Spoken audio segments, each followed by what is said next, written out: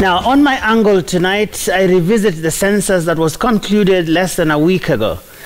I'm not sure I have had any real answers about why what was supposed to be an anonymous exercise turned out into a very personalized and specific encounter where sensitive personal information was so casually collected and the provider of that information so readily identified.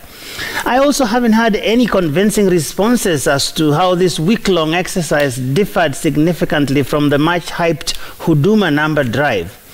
But my real issue tonight has to do with just one question that, for me, stuck out that long questionnaire like a sore thumb. The question about my tribe. I suppose they wanted to know the ethnic group in which I was born. Well, first, the term tribe in itself couldn't be more misplaced in this day and age. All around the world, the terminology is falling out of use because of the controversy around its real meaning. Some directly associated with the notion of primitivity and general lack of civilization, whatever that means. In fact, it is generally seen as a derogatory identifier that was used by the colonialists to sequester African people groups into manageable units, which would then be easily civilized.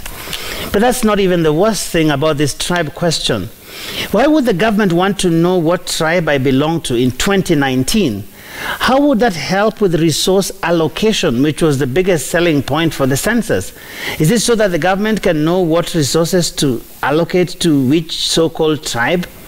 What does it matter if I'm from this or that community, but I spend most of my time living and working in Nairobi or Mombasa? Of what statistical value is my ethnicity from a planning perspective?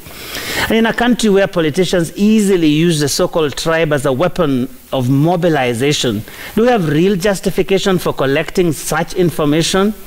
What about those children who are born into mixed families and who bear no real attachment to any ethnic group and are baffled when someone seeks to squeeze them into one small ethnic box?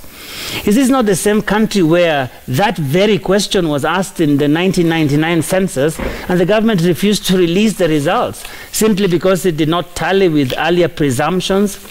Why do we still ask this outdated question? For the record, folks, I have no problem with my ethnic origins. As a matter of fact, I speak my mother tongue fluently and I know the ins and outs of the culture I was born into. It is a heritage I'm immensely proud of.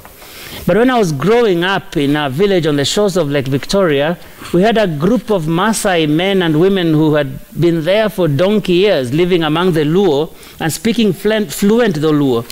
They behaved exactly like the rest of the community and observed all the customs that were there to observe, yet they also spoke the Ma language.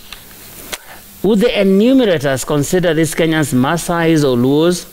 What if their children intermarried with the Luo, which they have, and what if the resulting offspring went off and intermarried with sons of daughters of Kikuyus or Giriamas or Kisis or Pokomos, you name it? What answer would the census enumerator be expecting? No wonder some children simply answered, "I do not know," to that mysterious question. Ladies and gentlemen, I dream of a time when our ethnic origins, whatever they are, will simply be a benign cultural heritage and not a tool for political mischief and pointless colonial hangover. That is my angle tonight.